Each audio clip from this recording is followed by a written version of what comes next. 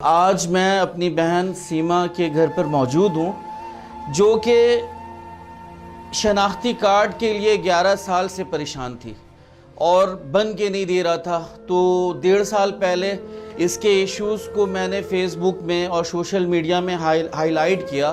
عمران خان سے بہت ساری امیدیں واپس ہیں، بس اتنے پلیز میرا بھی مسئلہ ہے، دوسروں کا بھی مسئلہ ہے، صرف میرا مسئلہ نہیں سمجھیے، سب کے مسئلوں کو حل کر دیجیے۔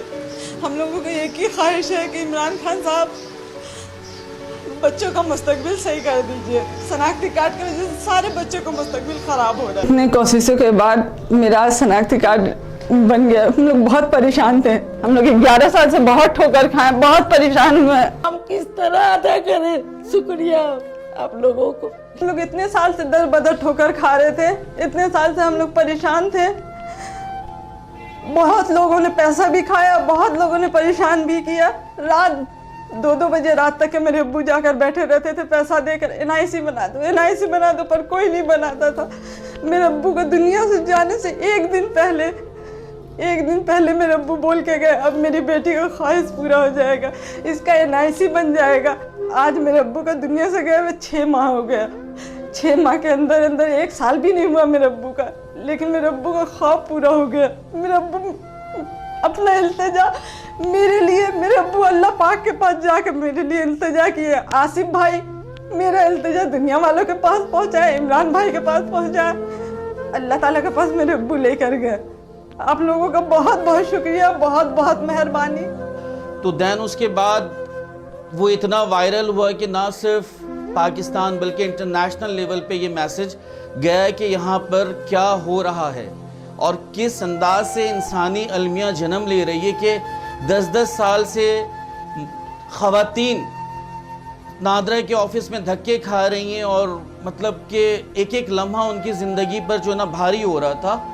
تو اللہ کا کرم ہے اور خان صاحب کا ایک ویژن جو اسلامی فلاحی ریاست کا ہے، مدینے جیسی ریاست کا ہے، اس کی طرف ایک انیشیٹ ہے کہ آج کراچی میں جو جتنے بھی MNA MPs ہیں اور ذمہ داران ہیں تحریک انصاف کے، وہ سب اس انداز سے ایک تحریک کی صورت میں لوگوں کی شناختی کارڈ کے مسائل کو حل کر رہے ہیں۔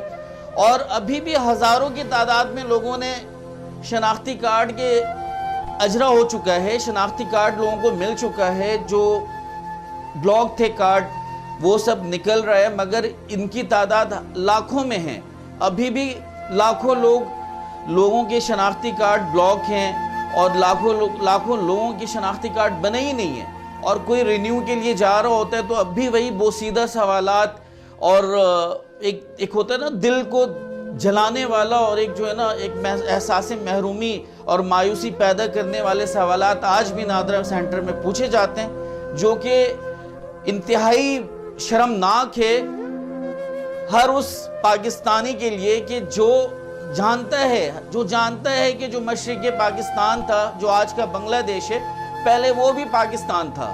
تو یہاں تو غلطیاں کس نے کی؟ خان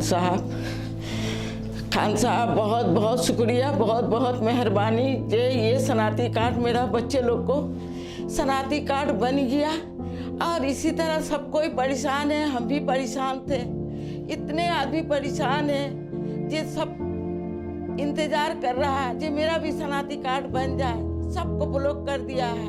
اور یہ آپ کو بہت بہت مہربانی ہے کہ بولے آپ یہ صنعتی کارڈ کو جس کا بلاک ہے اس کو نکال رہے ہیں، اور میرا بھی نکال دیے۔ کال آیا ہم لوگوں کا NIC نا وہاں سے آ گیا ہے، ہم لوگ بولے ایسا ہو سکتا ہے، دوڑ کے ہم لوگ گئے وہاں پہ۔ 5 منٹ میں بھائی نے خوشخبری مجھے سنائی، بس آپ اپنا SIM نکال لیجئے، آپ کا کلیئر ہو گیا کارڈ۔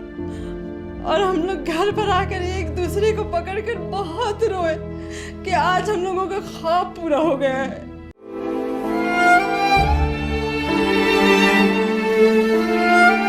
میرے شوہر یہ صنعتی کارڈ کے لیے رات کو 3 بجے تک جا کے دوسرے کے انتظار کرتے تھے جو میرا صنعتی کارڈ بنا دو۔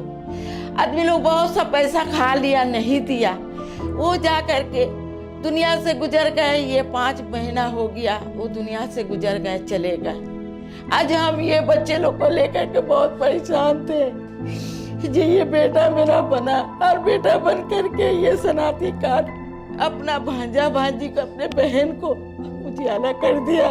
हम किस तरह अदा करें शुक्रिया आप लोगों को। अल्लाह से ही दुआ करते हैं जी अल्लाह ताला आप लोग को कामयाब करे, जो नियत में है वो नियत अल्लाह ताला आप लोग को पूरा कर दे। अल्लाह ताला ये रियासत मदीना बन जाए, मदीना मदीना हो जाए। मुझे पढ़ने का शौक़ था, लेकिन बेफॉर्म नहीं होने की वजह से मैं अपनी एजुकेशन को कंटिन्यू नहीं रख सका। आज मेरे पापा का NIC बन गया है, जिसकी वजह से मैं अपने तालीम को जारी रख सकूँगा।